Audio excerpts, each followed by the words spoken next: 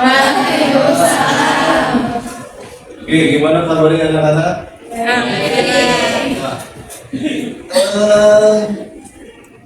Seperti biasa ya, hari ini kita akan belajar sejarah. Nah, siapa yang tidak masuk hari ini? Ada yang tidak masuk hari ini? Kayaknya banyak sih yang tidak masuk hari ini. Dispen Pak, semuanya ada yang Dispen ya? Iya. Dispen, Ari, Destiana,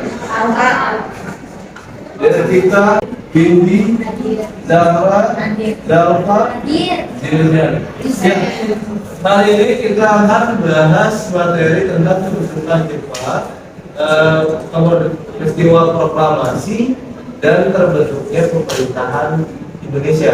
Nah, sebenarnya materinya adalah tentang BPUPKI. Nah, ada yang tahu tidak kepanjangan BPUPKI?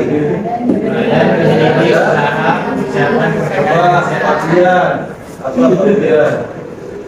Ada di penyelidik usaha persiapan kemerdekaan Indonesia. Ya, coba Mahardika. Apa? BPUPKI. Badan penyelidik usaha persiapan kemerdekaan Indonesia. Nah, ada yang tahu tidak BPUPKI itu mengadakan berapa kali sidang? Oh, pinter nih Mas. Oke, BPUPKI itu betul mengadakan 2 kali sidang. Nah, hari ini Bapak akan coba menguraikan materi tentang sidang pertamanya. Sidang pertamanya itu ada yang tahu ya? Dimulai dari tanggal berapa sampai tanggal berapa? 29 sampai ada beberapa tokoh yang nantinya mengungkapkan tentang dasar negara. Coba pilih tokohnya siapa saja yang mengungkapkan tentang dasar negara. Tokoh pada sidang BPUPKI pertama yang mengungkapkan tentang dasar negara. Ya. Sama itu ada Muhammad Yamin. Muhammad Yamin. Yang kedua Sutomo. Supomo. Yang kedua Insinyur Soekarno. Insinyur Soekarno. Bagus, pintar. Tepuk tangan buat.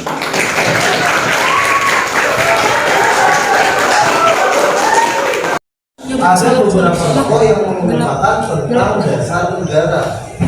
Yang pertama adalah Muhammad Yamin. Musyawarah apa mufakat? Musyawarah, ya. Mufakat atau demokrasi. Nah, yang keempat adalah ya.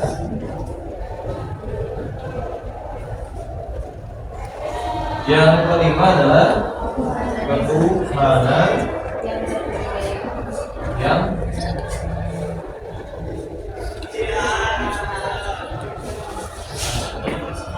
ya, ini 5 dasar yang dikemukakan oleh para tokoh nasional. Ya, dimulai dari Muhammad Yamin yaitu pada tanggal 29 Mei. Ya. Kemudian Dr. Sutomo yaitu pada 31 Mei. Insinyur Soekarno pada 1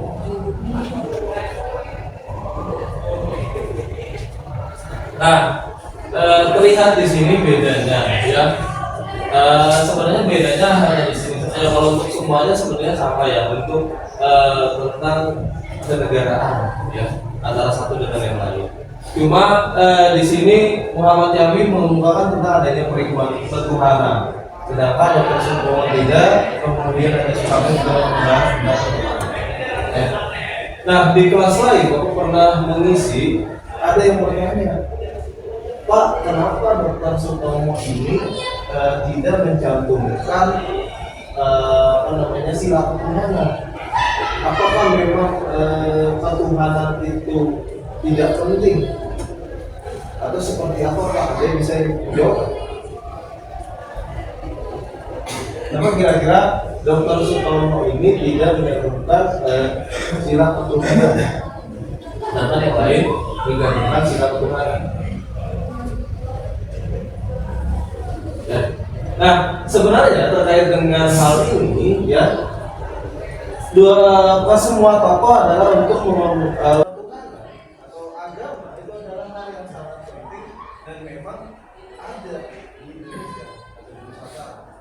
Kemudian kemudian juga terkait dengan periketuhanan ini sendiri, kalau menurut Bung Karno yang pernah dipidatokan juga di sidang PPPKI bahwa ketuhanan ini adalah melengkapi dari keempat dasar yang dikemukakan sebelumnya.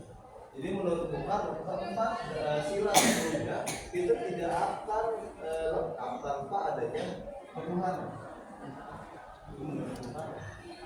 Sedangkan menurut Supomo tadi saya katakan bahwa rakyat Indonesia ya tanpa diminta dan lain sebagainya itu sudah pasti memiliki Tuhan atau sudah pasti beragama. Ya. Jadi melakukan apapun itu pasti ada dasar ketuhanannya, ada dasar kepercayaan terhadap misalnya hal yang lebih tinggi daripada tingkatan manusia. Ya. Kemudian Muhammad Yamin mengemukakan periketuhanannya itu yang ketiga. Nah yang ketiga ini sebenarnya agar bisa menopang rasa kemanusiaan dan rasa kebangsaan dari bangsa Indonesia sendiri, supaya rasa kebangsaan dan kemanusiaan ini menjadi satu kesatuan di mana nanti tidak lepas dari ketuhanan. Jadi masing-masing tokoh sebenarnya dasarnya hampir sama, cuma bedanya hanya di sini. Ya. Kalau di Sutomo itu memang tidak bisa ketuhanan karena ia menganggap ketuhanan itu adalah sesuatu hal yang sudah melekat dalam diri manusia dan tidak bisa dipisahkan dari manusia itu sendiri. Sedangkan Soekarno dan Muhammad Yamin beranggapan bahwa ketuhanan perlu dicantumkan sebagai dasar negara supaya bisa menyatukan unsur-unsur yang memang dinyatakan sebagai sila-sila berikut. Kemudian ada yang menarik lagi di sidang BPUPKI yang pertama adalah terkait dengan penyampaian yang disampaikan oleh Bung Karno. Karena di 1 Juni, ya, pada saat penyampaian kalimat dasar negara itu nantinya Soekarno itu juga mengemukakan tentang namanya.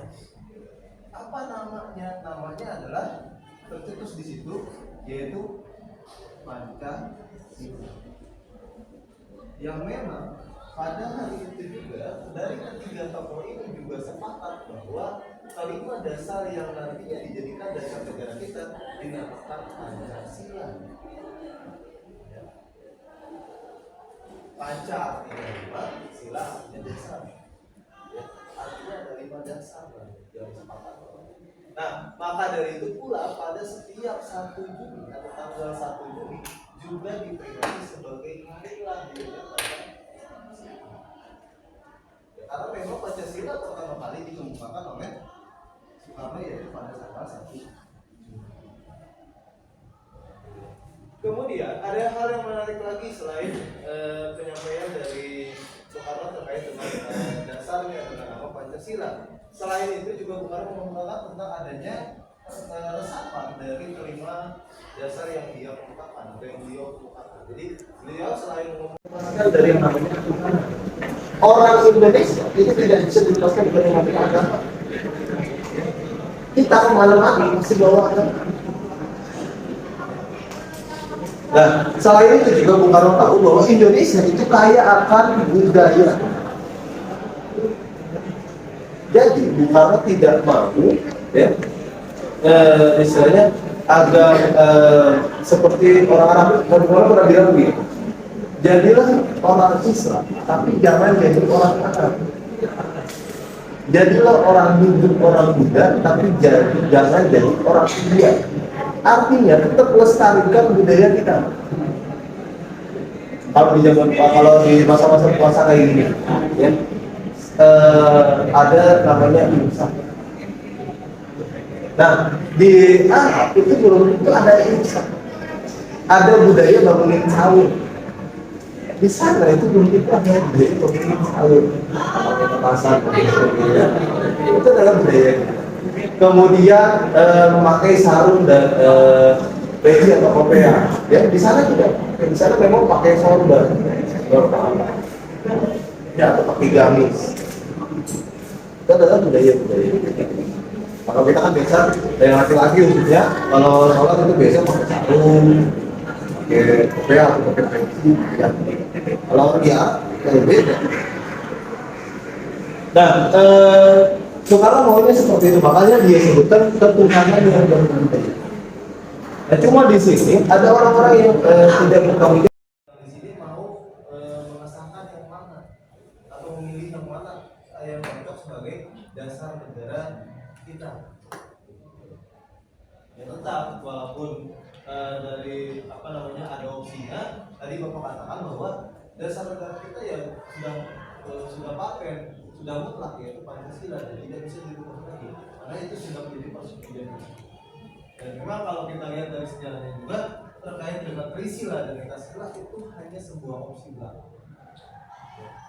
Jadi saya berharap sebenarnya bagi teman-teman di sini apabila nanti di kemudian hari ada hal-hal yang meminta kita untuk mengganti dasar negara kita ke opsi lain selain Pancasila, ya tolong lawan, karena itu sudah pasti istilahnya melukai sejarah kita, sejarah panjang para tokoh-tokoh nasional.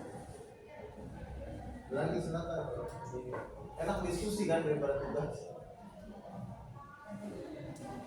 Karena paling tugasnya sederhana, tugas dari saya kalian hanya mencari tadi kalau saya sebutkan terkait dengan panitia kecil atau dengan panitia 9, kalian cari dari tokohnya.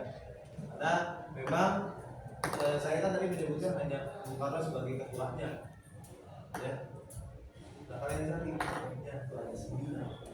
Nah karena kenapa saya minta kalian cari? Karena ini berkaitan dengan sidang yang kedua. Nah ini sidang yang kedua menarik, tapi untuk pertemuan berikutnya.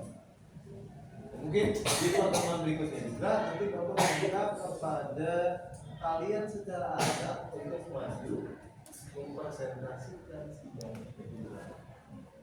Kalau Bapak sudah mempresentasikan di sidang pertama, berarti kalian mempresentasikan sidang kedua. Dicoba aja, coba membantu.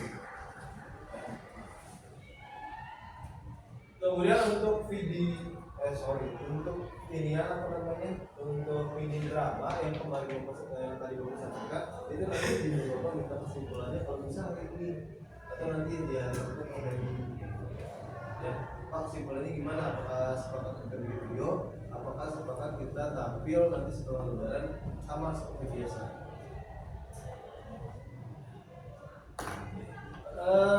Oke, Mbak, saya pikir cukup sampai di sini. Tetap belajar, ya. Tetap belajar, jangan malas belajar. Waalaikumsalam.